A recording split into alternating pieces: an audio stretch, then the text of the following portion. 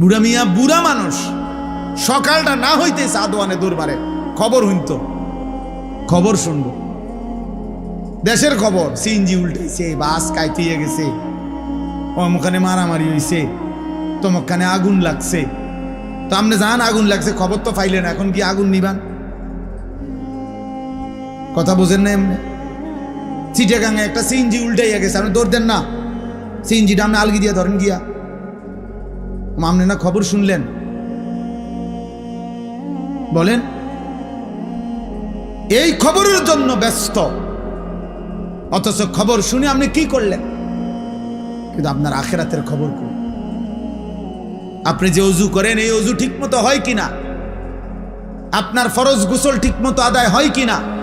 আপনার রুকু, আপনার সেজদা, আপনার সূরা, আপনার কিরাত, আত্তাহিয়াতু ঠিক মতো পড়তে পারেন না, দুরূদ শরীফ ঠিক মতো শুদ্ধ বলতে পারেন না, দোয়ায়ে মাসুরা শুদ্ধ বলতে পারেন না, সুবহানাকাল্লাহুম্মা এটা ঠিক মতো বলতে পারেন না, রুকুর তাসবিহ, সেজদার তাসবিহ এগুলোও শুদ্ধ বলতে পারেন না।